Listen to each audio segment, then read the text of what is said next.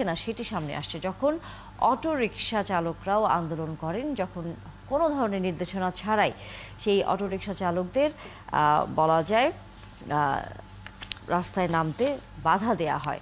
কিন্তু যে প্রসঙ্গটি বারবারই সামনে আসছে যে এই রিকশা চালকদের নিয়ে পরিকল্পনাটি আসলে কি। বিভাস বারোই সম্পাদক মানো নিউজে যুক্ত হয়েছেন আমাদের সাথে। বিভাস পরে অসংখ্য ধন্যবাদ, শুভ সকাল জানাই আপনাকে।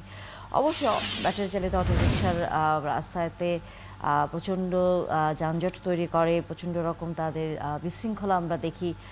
কিন্তু একই সাথে গতকালের যে আন্দোলনটি তারা করেছেন সেটি আপনার কাছে কতটুকু মনে হয় অযৌক্তিক কিনা? কারণ কোনো সুনির্দিষ্টভাবে তাদের নিয়ে কোনো পরিকল্পনা ছাড়া এই যে হুট করে বন্ধ করে দেয়া, সেটির প্রভাব তো শুধু তাদের না, আমাদের সাধারণ মানুষের উপরও তো পড়েছিল। শুভ সকাল।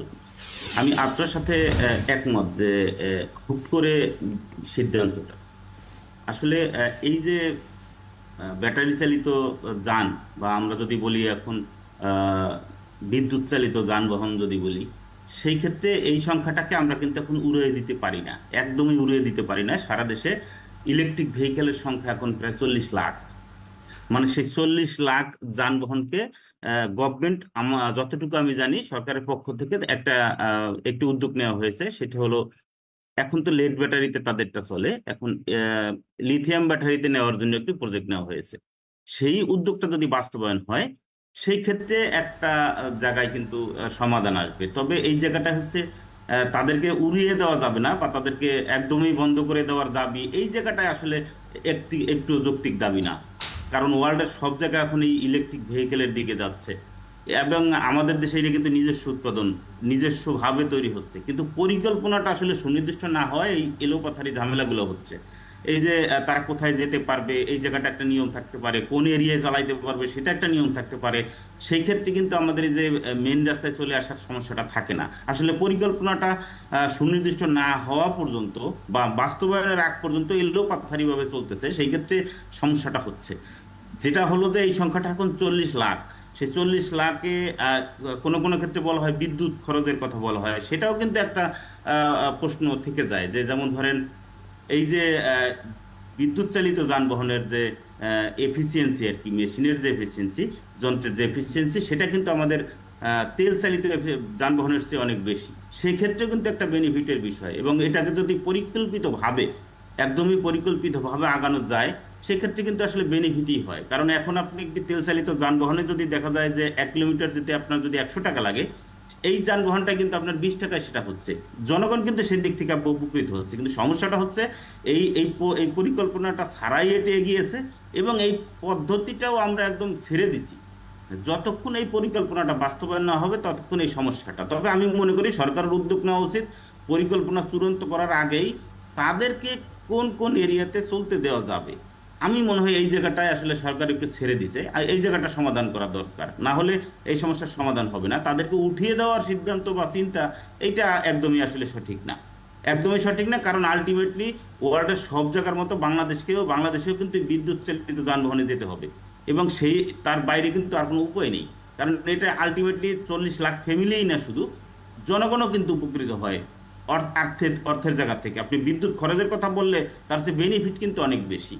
কিন্তু এটা একটু পরিকল্পিত না, এই পরিকল্পিত না যে যার ফল আমরা এই যে কিন্তু আপনি গতকালকে পরিকল্পনার দেখলাম। কথা বলছেন, তাহলে এক সময় তো আমরা যখন এই প্রথম অটোরিকশা, এই ব্যাটারি চালিত অটোরিকশা যখন রাস্তায় নামছে, যখন মানুষ সেটা ব্যবহার করছে, তখন বারবারই সামনে এসেছিল যে তার লাইসেন্স আছে কিনা, সেটি বৈধ কিনা।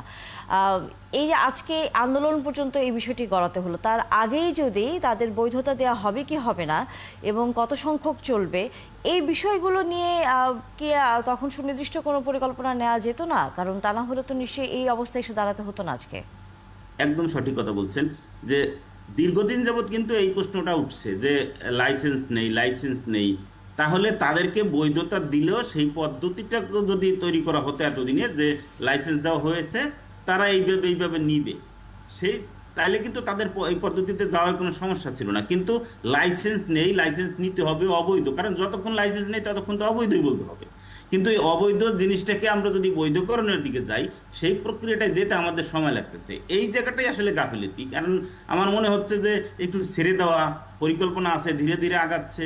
এই ধীরে ধীরে আগানোর আগ পর্যন্ত কিন্তু এই সমস্যাটা হয়ে যাচ্ছে। যতদিন নাই যে পদ্ধতিতে যাচ্ছে তাতে সমস্যাটা আমরা দেখতেছি, যার ফল কিন্তু গতকালকে দেখলাম। এবং এইটা কিন্তু হচ্ছে একটা অরাজকতা, এক ধরনের অরাজকতা বলতে এই অর্থে তাদেরকে আমি যানবাহন হঠাৎ করে বন্ধ করে দিলাম, সেটা শুধু তারাই না, আবার একটু মাথায় রাখবেন এই যানবাহন যারা চালাচ্ছেন তারা কিন্তু আসলে ওই এরিয়ার একটু তুলনামূলকভাবে কম শিক্ষিত, একটু কিছু কিছু মানে সোজা কথা বললে কিছু কিছু একটু বখাটে টাইপের ছেলেপেলেও যানবাহন চালাচ্ছে। তাদেরকে নিয়ন্ত্রণে রাখতে আপনারা কর্মসংস্থানের অবশ্যই আসলে নিতে এখানে পারবেন। একটি বিশাল বড় বিষয়, কারণ সবাই এখন যেটি বলছে যে অটোরিকশাগুলো যদি বন্ধ হয়ে যায়, কারণ দুটি দিক, একটি হচ্ছে যে অনেকে বৈধ হোক বা অবৈধভাবে হোক অনেকে সর্বশেষ পুঁজি দিয়ে তারা এই অটোরিকশাটা যেমন বিনিয়োগ করেছে, কর্মসংস্থানের বিষয় আছে। এবং আপনি যেমনটা বলছিলেন যে অনেক যারা হচ্ছে উঠতি বয়সী ছেলেরা আছে যারা হচ্ছে এই অটোরিকশা চালাচ্ছে, আয় রোজগারের ব্যবস্থা করছে, তারা যখন আসলে এটা বন্ধ হয়ে যাবে তখন তো তারা আবার অপরাধে জড়িয়ে যাবে, এতগুলো মানুষ তখন হচ্ছে বিশৃঙ্খল অবস্থায় চলে যাবে, সেটা তখন নিয়ন্ত্রণ কিভাবে করা যাবে? একদমই, মানে আমি মনে করি এই জায়গাটায় গভর্নমেন্টের দ্রুত আগানো উচিত, দ্রুত সিদ্ধান্তে যাওয়া উচিত। কারণ এটা উঠিয়ে দেওয়া হবে এরকম চিন্তা সরকারের নেই, বরং সরকার এখন লেড ব্যাটারি থেকে লিথিয়াম ব্যাটারিতে নেওয়ার জন্য একটি প্রজেক্ট নিচ্ছে। লেড ব্যাটারিতে এখন 7-8 ঘন্টা চার্জ দিতে হয়, সেখানে বিদ্যুৎ খরচের ইস্যু, কিন্তু লিথিয়াম ব্যাটারি হলে 4 ঘন্টা কিন্তু সেই চার্জ হয়ে যাবে। এবং এতে আপনি তাহলে দেখেন এই আসলে ব্যবস্থাপনা যখন সরকার নিচ্ছেই, তাহলে হুট করে এখানে বন্ধ করে দেবার সেটাই সিদ্ধান্তটা সমস্যা। আসার আমাদের আসলে দরকার কি কি দেখা ছিল? যাবে, এক ধরনের সিদ্ধান্ত আপনি এখন নিলেন, পরে দেখা যায় আর এক দপ্তর আর এক সিদ্ধান্ত নেয়, এলোপাথারি হয়। এই জিনিসগুলো আসলে একটু পরিকল্পিত না, আমাদের কাজগুলো এই পরিকল্পিত না।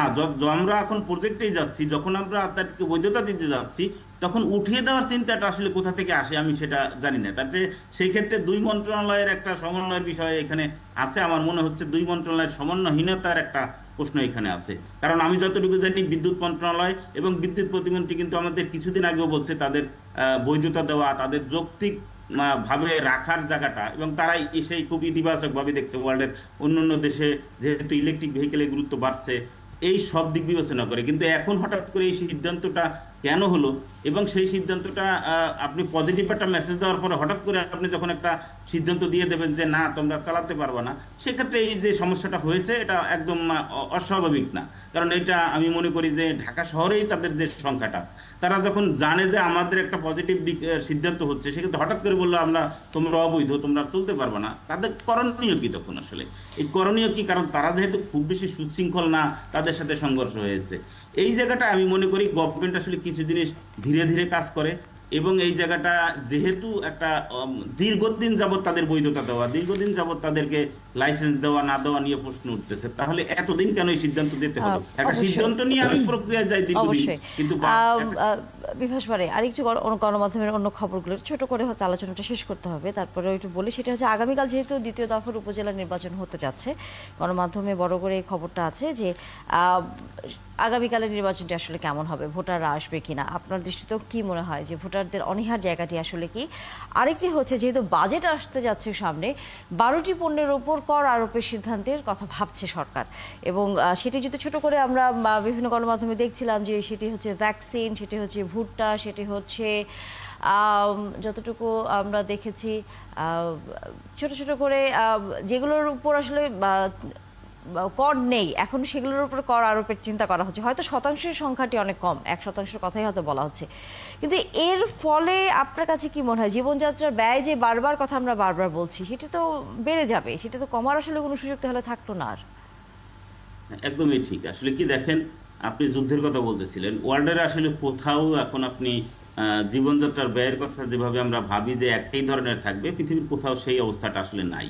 কারণ আপনি দেখেন করোনা কালে আপনি যদি বলেন যে করোনার ধাক্কা আমার লাগবে না, সেটা একটা ভুল চিন্তা। এখন ওয়ার্ল্ডে কিন্তু এক ধরনের সেই সংকটেই চলতেছে, সেটা যুদ্ধের কারণে হোক, একটা যুদ্ধের সমস্যা গেছে আর একটা যুদ্ধ চলে আসছে, এর প্রভাব কিন্তু আপনার আন্তর্জাতিক বাজার, অর্থনীতি সবকিছুতে থাকবে, যার প্রভাব আপনি বাজেটেও থাকবে।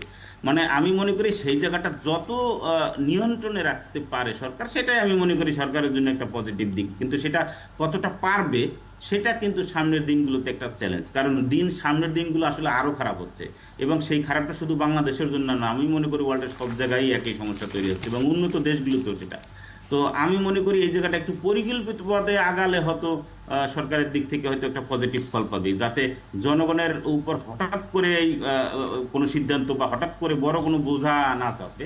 আমি মনে করি সেই ক্ষেত্রে পরিকল্পিতভাবে আগানোটা একটা ইস্যু, কারণ আন্তর্জাতিক বাজারে প্রভাব থাকবে, কিন্তু সেই প্রভাব আমরা জানি সেইভাবেই আগাতে পারি। এমন না যে হয় আন্তর্জাতিক বাজারে একটা জিনিস 10 টাকা হলো, আমাদের 100 টাকা হলো, এই জায়গাটায় যাতে না হয় আসলে, সেটা গভর্নমেন্টের জন্য একটি চ্যালেঞ্জ। অবশ্যই। আর ছোট করে উপজেলা নির্বাচন নিয়ে যদি কোনো মন্তব্য উপজেলা থাকে। নির্বাচনে আমার মনে হয় আগের বারের তুলনায় এবারে, আপনি হয়তো আমার চেয়ে এই ইলেকশন সংক্রান্ত বিষয়ে ভালো বলতে পারবেন, আগের ইলেকশনের তুলনায় এইবারের পর্বে আমার মনে হয় ভোটার উপস্থিতি বাড়বে। আগের উপস্থিতি, কারণ প্রার্থীদের আগ্রহের জায়গাটা হয়তো কিভাবে ভোটার উপস্থিতি বাড়ানো যায়, আগের ইলেকশনে কি কি সমস্যা তারা দেখছে আগের পর্বে, সেটা থেকে হয়তো তারা কিছু কাজ করবে।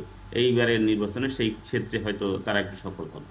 নিশ্চয়ই আমরা আসলে সেটাই দেখতে চাই, যে কারণ বাংলাদেশে বারবারই বলা হয় যে নির্বাচন মানেই উৎসব, সেই উৎসবে আসলে অনেক বেশি মানুষ থাকবে, সেটি আমাদের দেখে অভ্যস্ততা আছে। তাই হঠাৎ করে যখন কমে যায় সেই উৎসবের রং, আমাদের কাছে এটা অন্যরকমই লাগে। রাজনৈতিক নানা রকমই দিক থাকুক না কেন, কিন্তু সাধারণ মানুষ যখন ভোট দিতে যায় তখন সে তার নিজের অধিকার প্রয়োগ করতে যাচ্ছে, সেটি একটি যে অনুভূতির জায়গা, সেটি আসলে তারা কোনোভাবেই হাতছাড়া করতে চান না।